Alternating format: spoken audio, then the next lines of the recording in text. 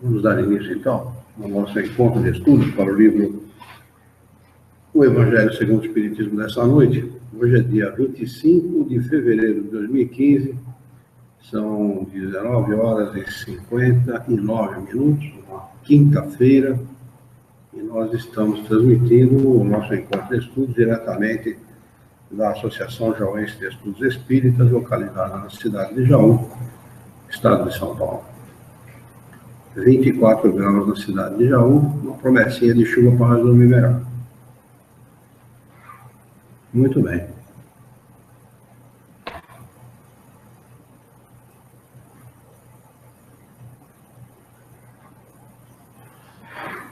Nós estamos estudando o capítulo 18.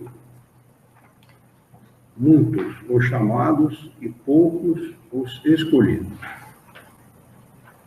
Estamos no item 3 desse capítulo, e o título é A Porta Estreita. E diz o seguinte: Entrai pela porta estreita, porque larga é a porta e espaçoso o caminho que leva à perdição. E muitos são os que entram por ela. Que estreita é a porta e que apertado o caminho que leva para a vida, e quão poucos são os que acertam com ela. Está no Evangelho de Mateus, capítulo 7, versículos 13 e 14. E perguntou-lhe alguém: Senhor, são poucos então os que se salvam? E ele lhes disse: Porfiai por entrar pela porta estreita, porque vos digo que muitos procurarão entrar e não o poderão. E quando o pai de família tiver entrado e fechado a porta, vós estareis de fora e começareis a bater à porta, dizendo: Abre-nos, Senhor. E ele vos responderá, dizendo: Não sei de onde sois. Então começareis a dizer: Nós somos aqueles que em tua presença comemos e bebemos, a quem ensinaste nas nossas praças. E ele vos responderá: Não sei de onde sois. Apartai-vos de mim todos os que obrais a iniquidade. Ali será o choro e o ranger de dentes, quando virdes que Abraão, e Isaque, e Jacó, e todos os profetas estão no reino de Deus, e que vós ficais fora dele, excluídos. E virão do Oriente, e do Ocidente, e do setentrião, e do meio-dia. Muitos se assentarão à mesa do reino de Deus. E então, os que são últimos serão os primeiros, e os que são os primeiros serão os últimos. Está no Evangelho de Lucas, capítulo 13, versículo 23 a 30. A porta da perdição é larga, porque as más paixões são numerosas, e o caminho do mal é o mais frequentado.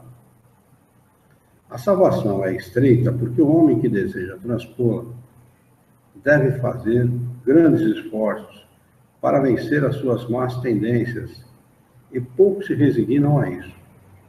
Completa-se a máxima: são muitos os chamados e poucos os escolhidos. Esse é o estado atual da humanidade terrena, porque, sendo a Terra um mundo de expiações, nela predomina o mal. Quando estiver transformada, o caminho do bem será o mais frequentado.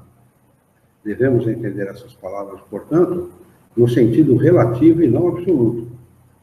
Se esse tivesse de ser o estado normal da humanidade, Deus teria voluntariamente condenado à perdição a imensa maioria das criaturas, suposição inadmissível desde que se reconheça que Deus é todo justiça e todo bondade. Mas quais as faltas de que esta humanidade seria culpada para merecer uma sorte tão triste no presente e no futuro, se toda ela estivesse na Terra e a alma não tivesse outras existências? Por que tantos escolhos semeados no seu caminho? Por que essa porta tão estreita que apenas a um pequeno número é dado transpor, se a sorte da alma está definitivamente fixada após a morte? É assim que, com a unicidade da existência, estamos incessantemente em contradição com nós mesmos e com a justiça de Deus. E com a anterioridade da alma e a pluralidade dos mundos, o horizonte se alarga. Iluminam-se os pontos mais obscuros da fé e o presente e o futuro se mostram solidários com o passado. E somente assim podemos compreender toda a profundidade, toda a verdade e toda a sabedoria das máximas do Cristo. O que chama a atenção aqui no primeiro tópico aqui é que no Evangelho de Sassi, tradução de Sassi, ele traduz essa parte do Evangelho de Mateus, capítulo 13 e 14, como que está aqui no segundo parágrafo, que estreita é a porta e apertado o caminho que leva para a vida. Não chama a atenção isso? Que vida? Nós estamos vivos? Não estamos mortos? De que vida ele estava falando? Não é? Daí, a gente sabe, é claro, a gente é espírita, a gente estuda isso, a gente sabe. É fácil a gente deduzir uma coisa como essa. Mas o fato é que isso deixa claro que Jesus não falava com os seus seguidores da maneira que eles colocam nos evangelhos. Ameaçando, né, de punição, dizendo que iam ser arder no fogo do inferno, estavam condenados irremediavelmente. Né? Ele falava de vida. Tanto é verdade que no evangelho está lá. Meu Pai é o Senhor da vida.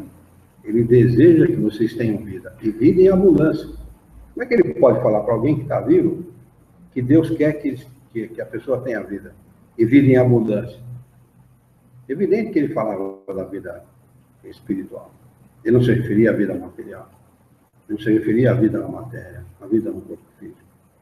Como aqui, não é? Se ele falava para pessoas, e essas pessoas que dialogavam com ela não podiam estar desencarnadas, até porque Mateus anotou isso, ele estava vivo na época, ele não estava desencarnado. E ele falava de vida, caminho que leva para a vida. Não é? Não chamou a atenção de vocês também? Não sei se vocês já leram em outra oportunidade, porque eu tinha muita dificuldade de compreender isso aqui quando eu não era espírita, quando eu não tinha entendimento de doutrina espírita. Só para ficar uma coisa muito vaga, um troço meio esquisito, sei lá, os primeiros serão os últimos, os últimos serão os primeiros. Uma coisa meio esquisitona, uma coisa meio que, né, sem explicação lógica. Né? A chave é a reencarnação. Né? A chave é a pluralidade das existências. E, sobretudo, a pluralidade dos mundos. E aí você fala, nós estamos aqui, nós vivemos num mundo, né, que nada mais é que um arrabalde, é um distrito sórdido desse mundo chamado universo.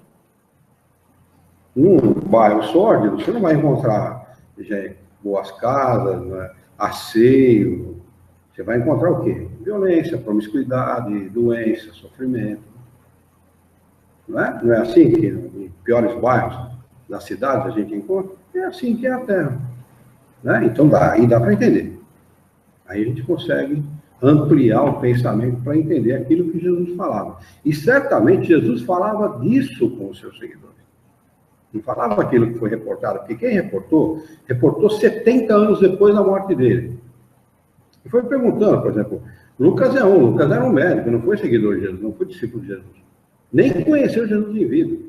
Ele foi perguntando para Maria, para Pedro, para os seguidores de Jesus, aqueles que acompanhavam ele, como é que era, o que ele falava. Né? E o Evangelho de Lucas é o melhor, porque ele era um cara esclarecido, então ele procurava retratar o que estava mais próximo da realidade. Enquanto que os outros eram pescadores. Né? Imagina, eu não sei o que eu comi antes de ontem, mano. 70 anos depois o cara escreveu alguma coisa. Né? João, evangelista, estava gagá. O cara morava numa ilha de Pátimos, né? Estava gagá, já estava. Né? Escreve o Apocalipse, imagina você. Está louco. Não, louco não, ele estava senil. Ele estava velho. Certamente não foi ele que escreveu. Certamente. Alguém usou o nome dele e tal. Entendeu? E a igreja também se aproveitou. A gente sabe como é que foi a história da Septuaginta, né, da tradução do Evangelho de Jesus para o latim, né? A pior coisa que puderam fazer, da maneira que foi feita, né? Mas é bastante interessante. E Kardec, de uma maneira muito ponderada, né, muito sábia, muito equilibrada, manda a gente não considerar essas palavras de maneira absoluta, e sim de maneira relativa. E é a realidade, né? Não está ninguém condenado irremediavelmente, né? E, sobretudo, a gente sabe que todos terão as mesmas oportunidades e todos vão chegar de uma certa forma, uns antes, outros depois, mas todos chegarão. O fato é que as pessoas, como eles aqui, por frequentarem mais o caminho do mal, né, e Jesus compara o caminho do mal com a porta larga, que não exige esforço para passar, né? A porta estreita você tem que ir, né? Fazer um esforço, tal, ficar de lado. Ninguém gosta muito disso, né? O cara quer passar com facilidade, né? Então ele compara o caminho do mal, o caminho do mal, das más ações, com a porta larga, a porta que facilita a passagem, né? E as boas ações, as virtudes, com a porta estreita, que realmente é mais difícil mesmo, né? Mas não que exija enormes esforços, não. Para a gente, para vencer as nossas más tendências, com pouco esforço você vence. É que o fato é que as pessoas não querem fazer esforço nenhum, né? De preferência, ficar o dia inteiro em casa sem televisão e que o salário vem em casa. De preferência. E vai lá, bate o ponto e tal, e finge que está trabalhando e tal, porque o chefe está em cima, ele tem que produzir o lado dele, senão ele não ganha, né? Mas de preferência que é a lei do menor esforço. Isso é da natureza humana. Da natureza humana, do ponto de vista da nosso ponto, do ponto que nós estamos de evolução, né? Mas mais dia, menos dia, todos vão chegar no mesmo lugar. De preferência, né? De preferência. Se o cara puder ganhar na loteria, ele não sabe o mal que ele está fazendo para ele, mas se ele puder ganhar, ele quer ganhar, sim.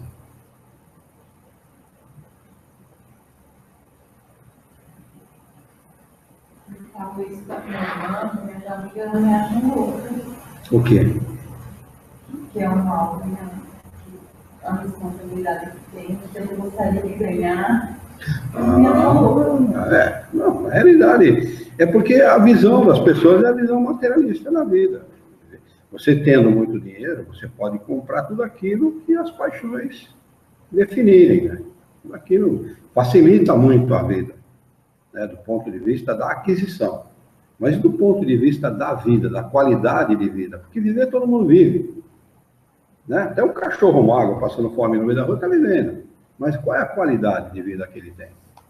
Se a gente pega a história, a gente pega as histórias contadas, por exemplo, uma vez eu vi uma reportagem, acho que foi na Globo, na Bandeirantes, eu não lembro muito bem.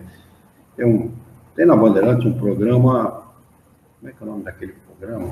É um negro, mais os caras que fazem lá, eles fazem umas matérias, vão dentro das cadeias. Isso, a Liga, isso mesmo. Uma vez acho que eles fizeram uma reportagem sobre os ganhadores. Os ex-ganhadores da Mega Sena, da Loto, não sei mais o que lá. Aí, o cara que tinha ganho não era pouco, não. O cara que tinha ganho fortuna. Uma boa parte estava sem dinheiro e pior do que antes de ganhar. O grande problema que o dinheiro traz é, junto com ele, vem uma coisa chamada ansiedade. Isso é a pior coisa que pode acontecer na vida de qualquer um. Por que o caboclo lá, o cara que usa, né, trabalha o dia inteiro na enxadinha e tal, né, planta lá a fruta dele, tem o pomarzinho, tem lá as verdurinhas dele e tal, no final da tarde ele pega a violinha, canta uma moda de viola, faz um cafezinho, ele é um cara tranquilo, calmo, acende o paeirão dele, fuma o cigarrão dele e tal. Por quê? Qual a diferença? O cara não tem nada, o cara sempre é o cara vestido simplesmente, ele tem lá um burrinho, tem uma carrocinha, quando muito tem um poisézinho lá, um carrinho velho, né? E tem aquela calma toda, aquela tranquilidade toda, aquele sossego todo, porque ele não está ansioso com a vida. A pior coisa que pode acontecer na nossa vida é a ansiedade. E os bens materiais, junto com os bens materiais, acompanham uma grande quantidade de ansiedade. Eu não estou falando só pela minha experiência pessoal, não. Por tudo aquilo que a gente vê no mundo. Há muito tempo atrás, em 82, então, um pouco antes, acho que eu já morava em Jaú. Houve uma enquete não lembro se foi no norte ou no sul da Alemanha, a região mais rica da Alemanha. Era uma faixa onde as pessoas, os que moravam ali eram a classe A da Alemanha. Ou seja, os caras que faziam viagens internacionais todos os anos, moravam muito bem, 2, 3 carros na garagem, filhos na faculdade e tal. E fizeram uma enquete. Se você tem medo, indique aqui qual é o seu medo. Assinale o seu medo. O que mais você teme na vida? Em massa, a resposta da maioria foi: perder o que eu tenho. Por quê? Porque estão ansiosos com aquilo que pode vir a acontecer. Ansiedade. Isso é a pior coisa que pode acontecer na vida de qualquer pessoa. Quando o Evangelho fala e nos dá o exemplo de Jó, por exemplo, né? O cara que teve muito dinheiro, foi jogado num monte de lixo, e eleva o seu pensamento a Deus, e tu me deste, tu me tiraste, seja feita a tua vontade. Então, pô, esse cara é louco, pô. Do ponto de vista humano, esse cara é louco. Ah, tá doente? Perdeu tudo e está agradecendo? Mas é isso. Essa é a grande diferença. Né? A diferença de quem confia no Criador e daquele que está ansioso pelas coisas materiais. Né? Aí a gente lembra o diálogo de Jesus com seus seguidores, né? Olha os lírios do campo, olha que beleza. A natureza fez, ninguém precisou fazer. E nem Salomão, em toda a sua grandeza, Salomão foi um dos grandes reis da Judéia, conseguiu se vestir como um deles. Não era esse o exemplo que ele estava querendo dar? Não fique ansioso, não é necessário. A ansiedade é desnecessária. A nossa vida, ela acontece com mais ou menos qualidade, dependendo de como você a encara. Ninguém está dizendo aqui para a gente tem que cruzar os braços e deixar as coisas acontecerem. Não é assim. Mas ter confiança. Confia no dia de amanhã. Confia. Pode confiar. O dia de amanhã sempre será melhor. Ah, mas e se eu perder tudo? Será melhor com certeza, da mesma maneira. Porque são as provas da vida. O objetivo da vida e das provas da vida não é a vida material. É a vida espiritual. Não é? Porfiai pela porta estreita. Porque muitos haverão de querer entrar pela porta estreita, mas já vai estar fechada, não vai conseguir. Ou seja, aqueles que agem dessa maneira, confiando somente nas coisas materiais, vão querer, quando desencarnar, estar bem em estado de negatividade. Como é que eles vão estar? Não vão poder estar bem. Quando ele fala assim, vão ver os profetas no reino de Deus, vão ver os espíritos bem, e não vão poder gozar daquela felicidade. Sabe lá o que você vê o sujeito bem, vendo como ele está vivendo bem, não poder viver bem, estando no mesmo lugar? Eu comparo isso a um cara muito sedento, né? Num deserto, vendo uma poça de água fresca, gelada, gostosa, todo mundo bebendo e não poder beber. Quer dizer, muito mal comparando, né? Muito mal comparando, porque acho que a coisa vai além disso, com certeza. Com certeza absoluta. A Ju escreveu o seguinte: aproveitando a reflexão, querem dizer que estou... Acho que ela quis dizer, quero dizer que estou muito tranquila com relação ao que está acontecendo no meu trabalho. Isso graças ao conhecimento da doutrina espírita. Quero dizer mesmo. Ela está com um problema sério, porque o governo fechou as poucas torneiras da saúde, né? E parece que vão fechar o posto de saúde em que ela trabalha. Olha, absurdo, né? Absurdo. É um posto de saúde escola. Os médicos que fazem faculdade na Santa Casa, na Unifesp, parece, se não me engano. Santa Casa com certeza, na Unifesp eu não tenho certeza. Mas eles vão fazer estágio no posto. Ela dá aula para os médicos. O médico vai lá, né? Ensina os caras, leva os caras junto para mostrar como é que faz, como é que não faz. Assim, passou um monte de médicos já pela mão dela. É um posto de escola. Vamos fechar. E responsabilidade, né? Esse é o nosso país, né? a gente é omisso, irresponsável, vota em quem não deve, e a consequência é essa.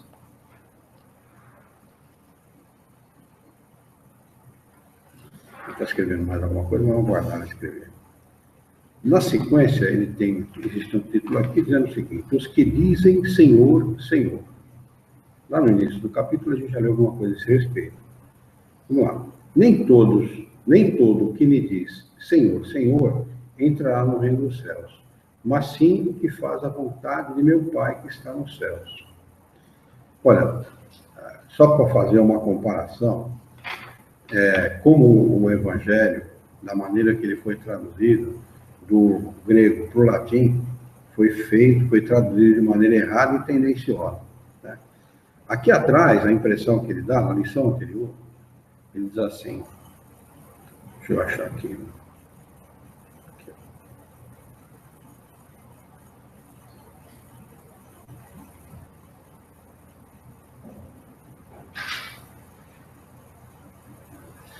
Nós somos aqueles que, em tua presença, comemos e bebemos.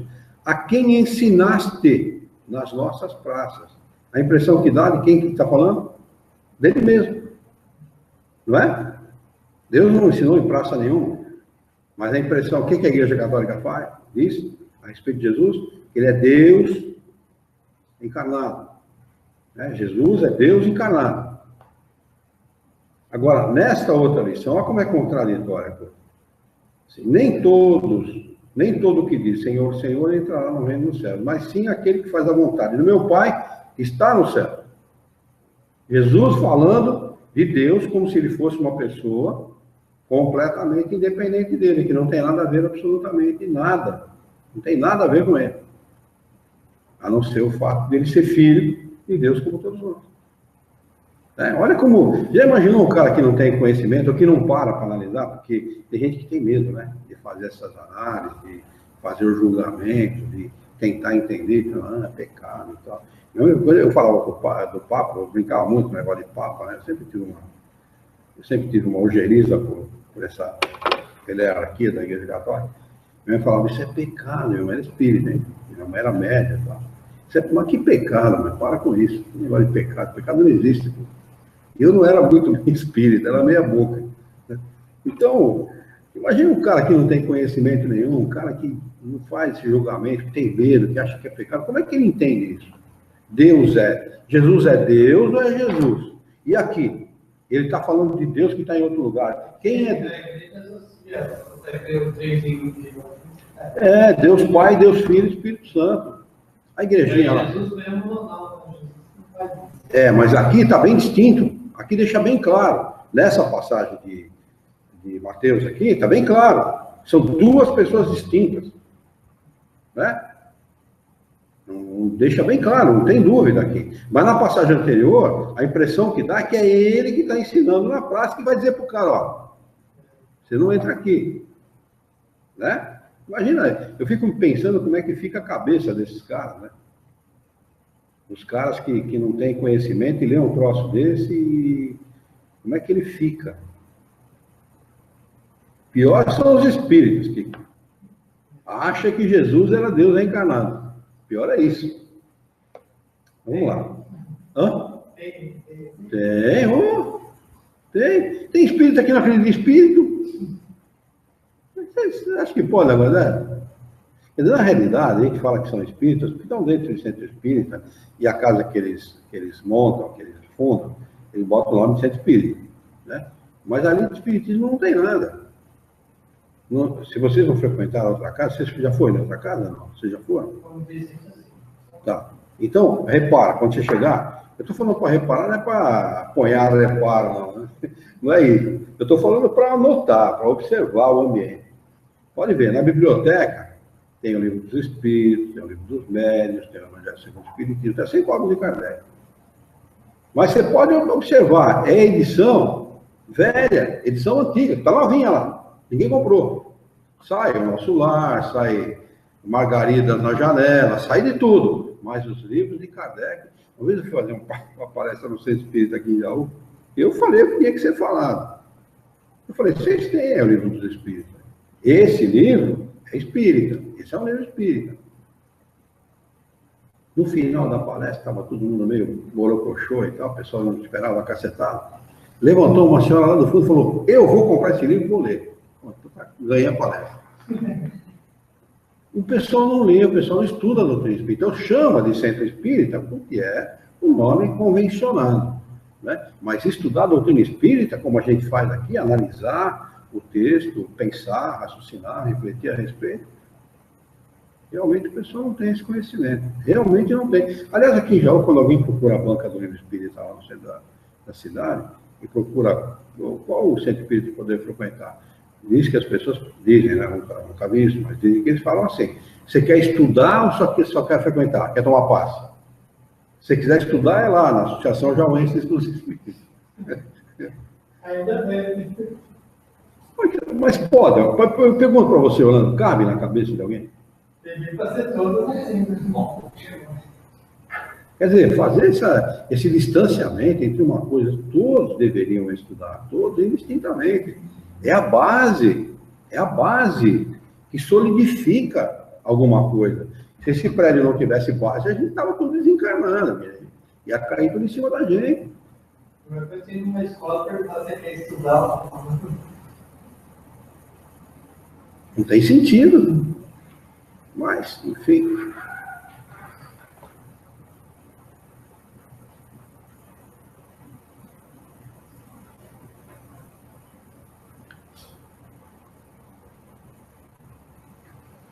Eu falo, filho. No final eu falo. Muito bem. Vamos lá. Esse entrará no reino dos céus. Muitos me dirão naquele dia: Senhor, Senhor, não é assim que profetizamos em teu nome? E em teu nome expelimos os demônios? E em teu nome obramos muitos prodígios? E eu então lhes direi, em voz bem inteligível: pois eu nunca vos conheci. Apartai-vos de mim, os que obrais a iniquidade. Mateus, capítulo 7, versículo 21 a 23. O grande problema do Evangelho de Jesus é isso, né? Essas pinçadas que os caras dão nos diálogos de Jesus com os seus seguidores. Uma coisa é você pegar uma matéria de jornal, né? Uma matéria longa de jornal, uma matéria qualquer, política, não, e pinça uma frase lá do meio, uma parte, um diálogo qualquer do meio, saca ele e vê se os caras vão conseguir entender a matéria. Esse é o problema do Evangelho de Jesus. Você pinça uma passagem querendo que os outros entendam a passagem toda. Não dá para entender, né? Fica vago. Não fica uma coisa clara, né? Eu gostaria que um dos evangelistas tivesse escrito a maneira pela qual Jesus lidava com ele. O diálogo, como era o diálogo de Jesus com seus seguidores. Que não é o que está escrito aqui, com certeza. Tanto que o Severino Celestino da Silva, aquele professor de faculdade lá, que escreveu o livro Analisando as Traduções Bíblicas, ele pega no original, no hebraico, original, e traduz do hebraico para o português, né? Bom, não tem nada a ver com o Evangelho. Muitas das coisas são totalmente opostas daquilo que estão assinaladas no Evangelho. Totalmente. Ali que você vê o quanto a coisa foi mal traduzida e, se traduzida, tendenciosamente a favor da ideia de quem estava traduzindo. Por isso foi tão necessário o Espiritismo para essa traduzida. O Espiritismo, na realidade, ele não esclarece o Evangelho de Jesus. O que ele faz é dar a chave para o entendimento, né? Mas cabe a quem estuda raciocinar a respeito. Não adianta você ter a chave do entendimento de alguma coisa e não refletir a respeito, né? É preciso... sim. Então aí é preciso você colocar o seu conhecimento e tentar entender. Falar, Jesus, ele era reencarnacionista como qualquer judeu da sua época. O judaísmo é reencarnacionista. Ele diz assim: estando ou não com corpo físico, estou na vida. Está lá, não está Torá. O judeu é reencarnacionista. O judeu não é contra a lei da reencarnação, contra a ideia da reencarnação. Né? Então, Jesus não podia falar de outra maneira, até porque era o Espírito Superior. Ele não vai dialogar com seus seguidores, omitindo essa verdade, essa realidade, que é fundamental para o entendimento, para a compreensão das leis de Deus, da vida, etc. Né? Todo aquele, pois, que ouve estas minhas palavras e as observa, será comparado ao homem sábio que edificou a sua casa sobre a rocha. E veio a chuva, e transbordaram os rios, e assopraram os ventos, e combateram aquela casa, e ela não caiu, porque estava fundada sobre a rocha. E todo o que ouve estas minhas palavras e não as observa, será comparado ao homem insensato que edificou a sua casa sobre a areia.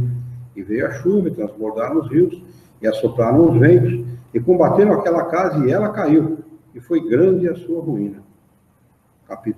Mateus, capítulo 7, versículo 24 a 27, semelhante em Lucas, capítulo 6, versículo 46 a 49. Explicação de Kardec a respeito dessas passagens. Naquele, pois, que quebrar estes mínimos mandamentos... é mais uma passagem de Mateus, desculpe. Naquele, pois, que quebrar esses mínimos mandamentos, e que assim ensinar aos homens, será chamado muito pequeno no reino dos céus. Mas o que os guardar e ensinar a guardá-los, esse será reputado grande no reino dos céus. Mateus, capítulo 5, versículo 19. Agora sim, a explicação de Kardec. Todos os que confessam a missão de Jesus dizem: Senhor, Senhor. Mas de que vale chamá-lo mestre ou senhor quando não se seguem os seus preceitos? São cristãos esses que o honram através de atos exteriores de devoção e, ao mesmo tempo, sacrificam no altar do egoísmo, do orgulho, da cupidez e de todas as paixões? São seus discípulos esses que passam os dias a rezar e não se tornam melhores, nem mais caridosos, nem mais indulgentes para com seus semelhantes? Não, porque a semelhança das formas podem impor-se aos homens, mas não a Deus. É em vão que dirão a Jesus: Senhor, nós profetizamos, ou seja, ensinamos em vosso nome, expulsamos os demônios em vosso nome, comemos e bebemos convosco.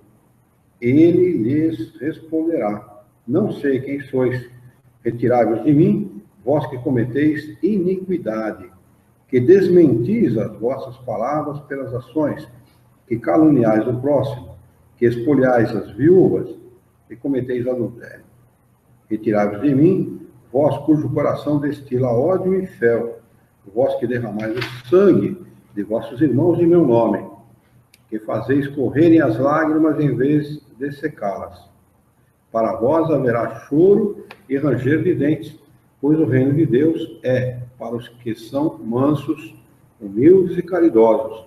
Não esperais dobrar a justiça do Senhor pela multiplicidade de vossas palavras e de vossas genuflexões. Genuflexão é ajoelhar-se. Né? Então não adianta ficar rezando muito e se ajoelhar, não, porque aquele ditado ajoelhou tem que rezar é verdadeiro, mas só que para isso não vale. A única via que está aberta para alcançar a graça em sua presença é a da prática sincera da lei do amor e da caridade. E só para relembrar, caridade entendida por Jesus é benevolência para com todos, indulgência para com as faltas alheias e o perdão das ofensas. Isso que era a caridade para Jesus. O resto é obrigação social, né? Ficar dando sopinha debaixo de ponte, levar agasalho para velho, e fraudão, geriátrico, isso é tudo obrigação social, não tem nada a ver com caridade, porque a gente dá o que sobra. Caridade não é isso, né? Tem um centro espírita, Paulo, fala sempre na televisão. Eu sou um pessoal legal, né? Que faz bastante coisa legal pelas pessoas, né? Ensinar. É tipo, né, uma oferta, né? Isso apoia as pessoas, ajuda a encontrar serviço, dá apoio, se dá esse apoio. Que as pessoas realmente é fundamental. O problema do nosso país é que as pessoas fazem e tomam o lugar do governo. Sim. E não exigem que o governo faça a sua obrigação. Que não é a obrigação do homem, da roupa, da mantimento, cuidar das pessoas, nada Eu disso. achei interessante que o senhor comentou outro dia que não adianta você só dar comida um dia ou deixar posar, não, você tem que pegar, dar aquele apoio para ele, para a pessoa arrumar um serviço, se Esse é o estabilizar. certo, esse é o E eu achei certo. interessante porque eles fazem isso. Reerguer. Então, eles ajudam Reerguer a no pessoa. contato, né? Eu frequentei uma casa lá em São Paulo chamada Casa Transitória. É na rua Avenida Condessa Elizabeth Rubiano, que é a pista local da Marginal Tietê, antes de chegar na fazendinha do Corinthians. Já devem ter visto na televisão. O antigo campo do Corinthians, a hora que chega ali, divide em duas agora, né? Aqui é da rodovia Ayrton Senna, aqui continua a Marginal, aquela via que fica à direita é a Elizabeth Condessa Rubiano. Condessa Elizabeth Rubiano. E ali tem uma casa, um terreno enorme, eles devem ter ganho de alguém, que aquilo é enorme, é imenso. Ali tem gráfica, tem padaria, lanchonete, imagine vocês o que vocês quiserem, tem lá dentro, é enorme. Eu fui lá fazer um estágio para aprender como é que fazia o trabalho de campanha de rua, chamada Alta de Souza, vocês devem ter ouvido falar. E eu fiz esse trabalho durante 6, 7 anos, mais ou menos, na 3 de outubro. Depois eu mudei para já e fui obrigado a abandonar o trabalho. E eles continuaram, acho que aquele trabalho existe até hoje. Então eu fiquei fazendo estágio lá, fui lá, acho que uns 4 finais de semana, mais ou menos. Aí, vocês imaginem encontrar o que vocês quiserem lá dentro. Um ajudando o outro. Por exemplo, tem um sujeito lá que precisa fazer a casinha dele. Ele tem o terreninho, né, tem os tijolos lá, tem, mas não tem a mão de obra é cara. Vai todo mundo lá, vai na casa dele. Aí ele, por sua vez, ajuda um outro grupo a fazer a casa de outro. E assim sucessivamente. Você encontra ex-drogados, ex-alcoólatras, sabe? Gente um trabalhando na gráfica, outro trabalhando na padaria. Aí faz a campanha Alta de Souza deles, é imensa a campanha, arrecada um monte de coisa. Aí fazia, chama cesta básica hoje, mas naquela época faz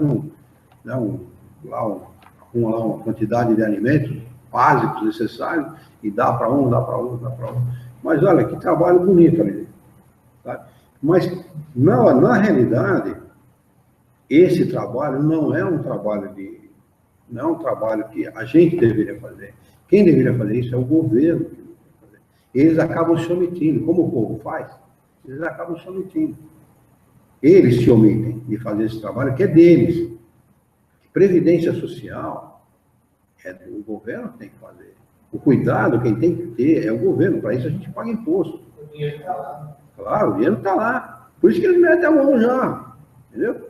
Quer ver? Primeira coisa que cortaram, o governo cortou por causa da crise fabricada, porque essa crise não existiria se não fosse o mau uso da verba pública, o mau uso do erário público. Né? Primeira coisa que eles escola, educação e saúde, 2 bilhões de reais cortados no orçamento. O dinheiro já não era muito, 2 bilhões. Isso é um fato. A Juliana está tendo lá o posto encerrado por causa disso.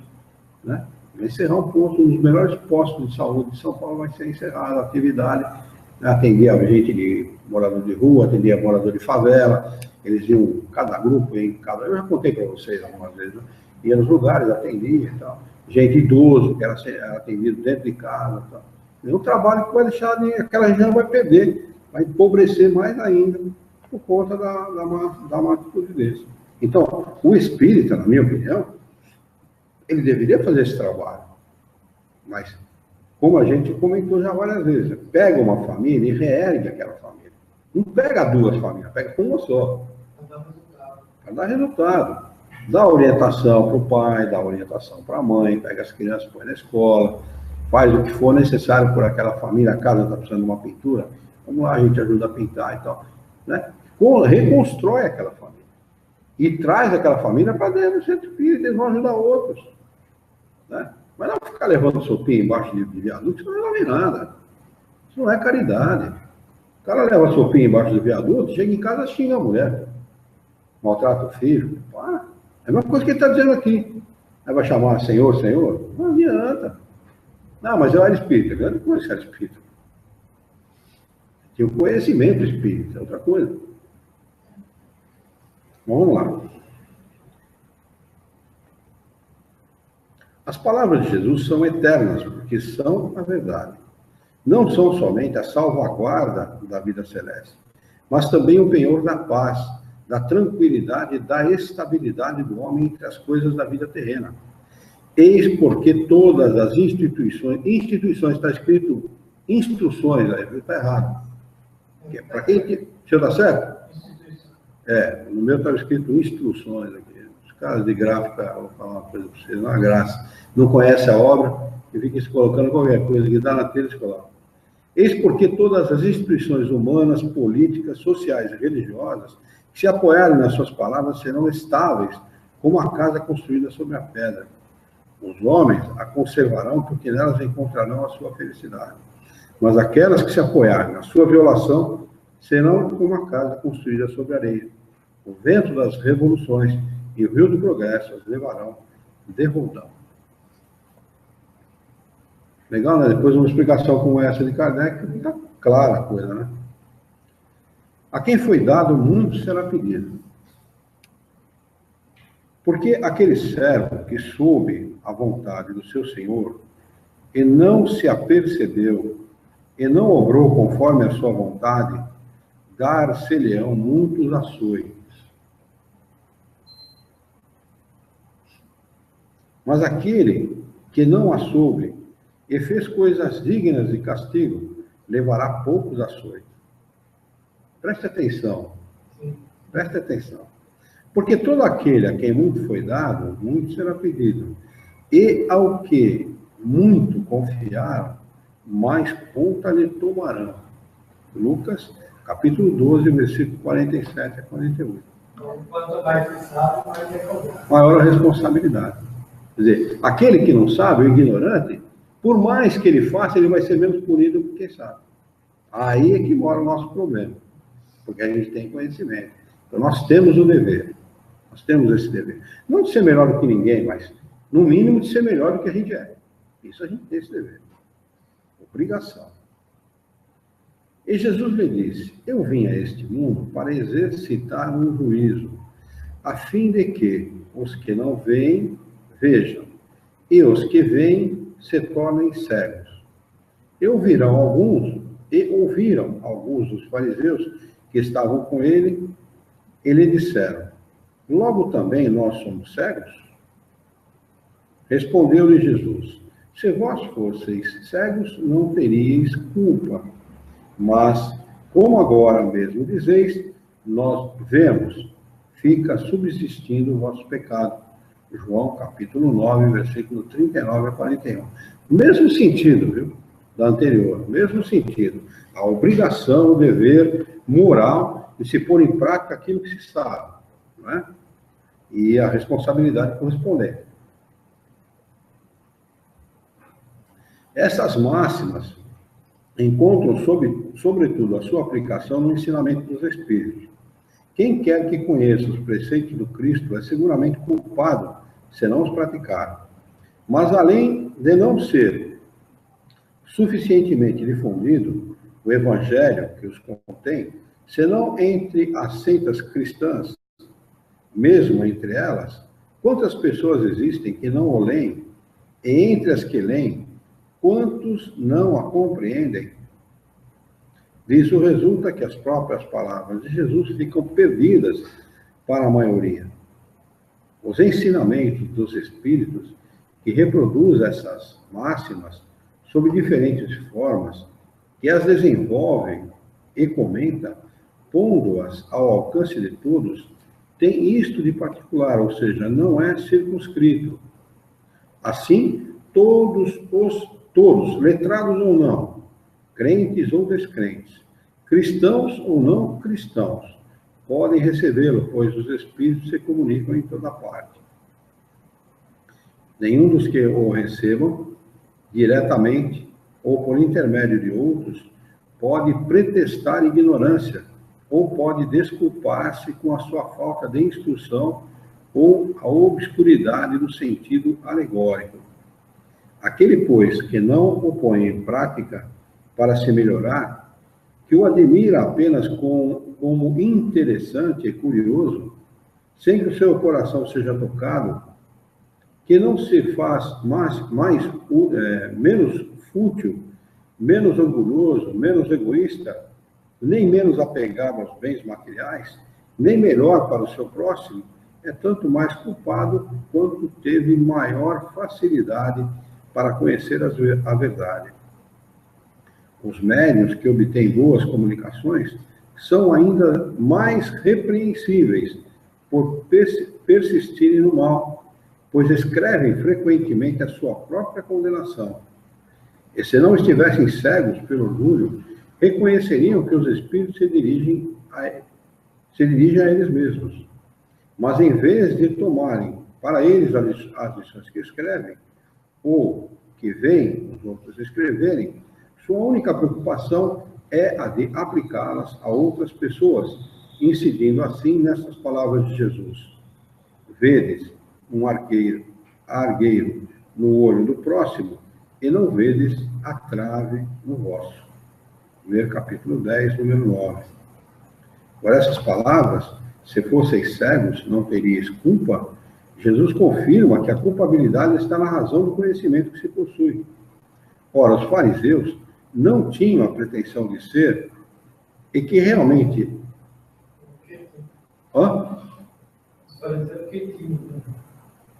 Desculpa. Ora, os fariseus que tinham pretensão de ser, e que realmente eram, a parte mais esclarecida da nação, tornavam-se mais repreensíveis aos olhos de Deus que o povo ignorante. O mesmo acontece hoje. Aos espíritas, portanto, muito será pedido, porque muito receberam, mas também aos que souberam aproveitar os ensinamentos, muito lhes será dado. O primeiro pensamento de todo espírita sincero deve ser o de procurar, nos conselhos dados pelos espíritos, alguma coisa que lhe diga a respeito. O Espiritismo vem multiplicar o número dos chamados e pela fé que proporciona, multiplicará também o número dos escolhidos. Na realidade, esta palavra escolhidos e tal, dá uma certa... cria aí uma certa...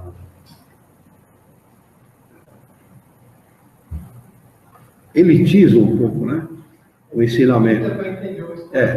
Dá a impressão que essa palavra escolhido elitiza um pouco o negócio, para alguns serão, outros não e tal. Mas não é, na realidade é para a compreensão do texto que ele coloca dessa maneira.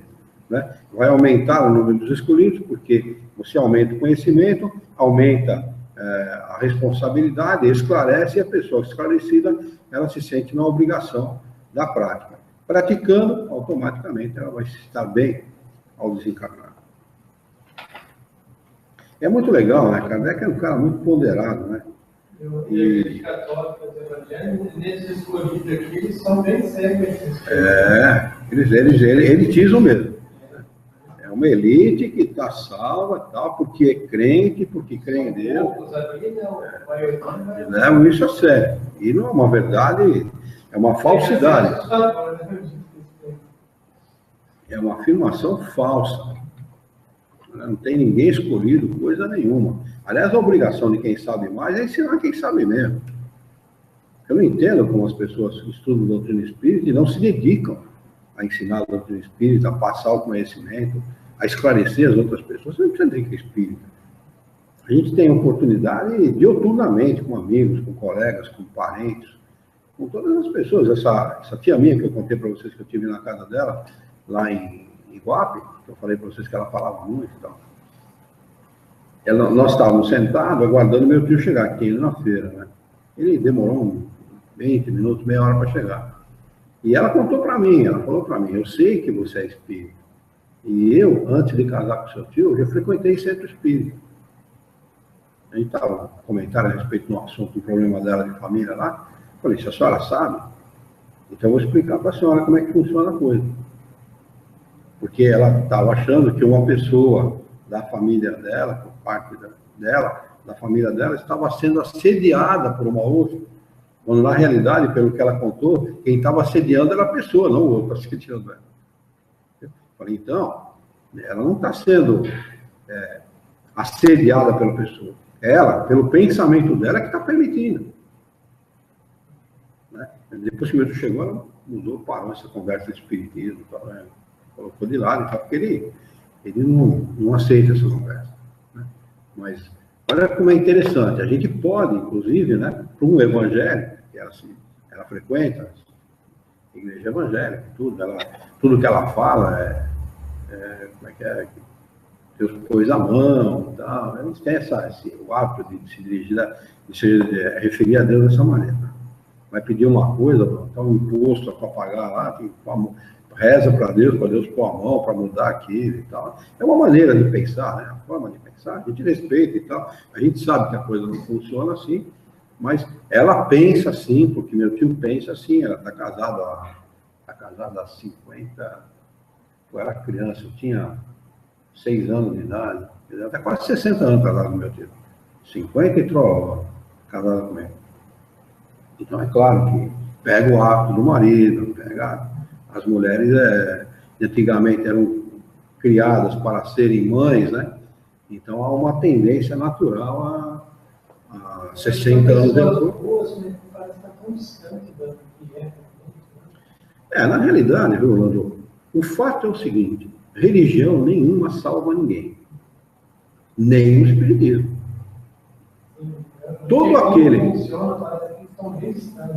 mas todo aquele, ó, independentemente da maneira de pensar, todo aquele que pratica o bem vai ter as mesmas oportunidades e estará, depois de desencarnado, da mesma maneira que o espírita.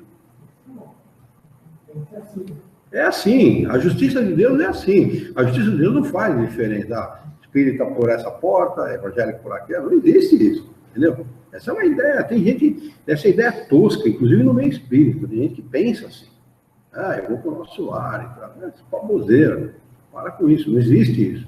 O que existe é a prática da caridade, essa é a realidade. Por isso que o espiritismo, diferentemente das outras religiões, afirma, como máxima, fora da caridade não existe salvação. Não é fora da igreja, porque a igreja católica fala, fora da igreja não há salvação. Os evangélicos falam a mesma coisa, fora da igreja não há salvação. Entendeu? O espiritismo afirma, e é a realidade, fora da caridade. Não importa se você é espírita, se não é, se é ateu, não importa. Entendeu? O que importa é a prática da caridade, o respeito pelo próximo, o amor ao próximo, a indulgência, a benevolência, o perdão das ofensas e tal. Isso é o que realmente importa. O resto é convenção humana. Entendeu? Isso aqui é o que é? Na realidade, isso aqui é uma filosofia, é uma ciência, né? Que trata das leis naturais. Como agem as leis naturais? Age assim, né? Ensina, esclarece. O que você vai fazer com ela é quando nasceu. Né? Por isso que o movimento espírita, que eu chamo de movimento Tupiniquim, o movimento espírita brasileiro, para mim, meu nome deveria ser movimento Tupiniquim Espírita. Fez o que fez a doutrina espírita, conseguiu transformar a doutrina espírita numa religião. Entendeu? Que é a melhor religião do mundo, que é a religião do futuro, isso aqui, então, grande baboseira, é nada. Não vai ser coisa nenhuma. O espiritismo, ele existe para fazer uma coisa muito importante pelo homem: esclarecimento. O mais importante da doutrina espírita é que as pessoas se instruam, conheçam, saibam. Esse é o mais importante. O resto é só convenção humana. Não é porque eu sou espírita, porque eu sou evangélico, eu sou católico. Isso é convenção humana, isso é bobagem. Entendeu? E o grande problema dessas convenções é que elas acabam separando as pessoas. Se você não pensa como eu, você é meu inimigo.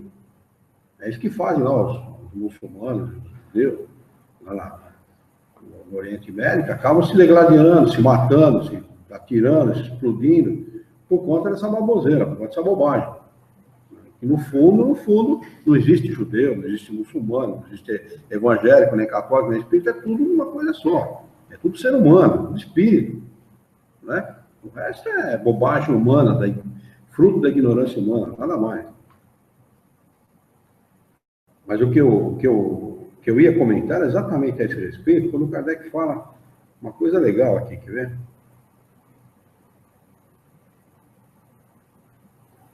Aqui, ó. Nenhum dos que recebam diretamente ou por intermédio de outros pode pretextar ignorância ou pode desculpar-se com a sua falta de instrução ou com a obscuridade do seu sentido alegórico. Está falando do Evangelho de Jesus. É a mesma coisa que a lei que rege o nosso mundo. as leis civis, as leis criminais e tal. Né? Você comete um crime, comete uma transgressão qualquer, você não sabia como é. Você não pode pretextar a ignorância da lei. A lei existe. Se você a ignora, é problema seu. O delegado não vai deixar de prender você, ou de meter um processo criminal, civil em você, por desconhecimento da lei. Se a lei do homem, que é falha, é atrasada, age assim, o que dirá a lei de Deus, né? Aí ele continua: aquele, pois, que não o põe em prática para se melhorar, que o admira apenas como interesse e curioso, sem que o seu coração seja tocado, que não se faz menos fútil, menos orgulhoso, menos egoísta, nem menos apegado aos bens materiais, nem melhor para o seu próximo, é tanto mais culpado quanto teve maior facilidade para conhecer a verdade. Aí ele toca o dedo na ferida. Os médios que obtêm boas comunicações são ainda mais repreensíveis. Quer dizer, não pense que você é espírito, que você é médio, você está livre disso tudo. Não está, não. Não está. Você tem a mesma ou maior responsabilidade que todos os outros que conhecem o Evangelho de Jesus. Vamos marcar aqui instruções dos Espíritos para nós tomarmos, recomeçarmos na próxima. Hoje é dia 25 de 2 de 2016.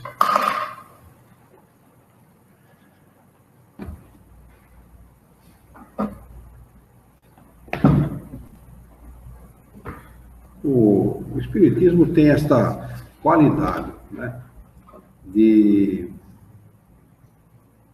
esclarecer a vida. Eu acho isso a melhor coisa que pode acontecer com uma pessoa. Porque, como a gente sempre comenta de sexta-feira, sofrer todo mundo sofre mesmo. Não tem jeito de não sofrer nesse mundo. Ou você sofre moralmente, ou você sofre fisicamente. De alguma maneira você sofre. Mas o pior de tudo é o cara sofrer e não entender por que sofre. Aí a dor é dobrada, né? Ele se revolta, ele impreca contra a vida, se revolta contra Deus, se revolta contra a família, contra o mundo, está todo mundo errado, menos ele, né? Porque ele não entende. Essa resignação, essa é a resignação natural que o Espiritismo traz. Se eu sofro, alguma razão tem. Se a razão não está nessa vida, certamente está em outra. Então, eu tenho que me resignar a aceitar, porque eu confio no Criador, então eu me resigno a aceitar. Né? A Juliana pediu uma gentileza para vocês aqui, diz assim: por favor, pai, não sei que não é muito apropriado, mas peça para as pessoas aí presentes assinarem a petição online contra o fechamento do posto. O link está no meu Facebook. Passe o endereço do seu Facebook, filha, por favor, para me informar para as pessoas. Eu acho que é Ju Thaís, se eu não me engano. Ju Thaís, alguma coisa assim. Mas ela vai.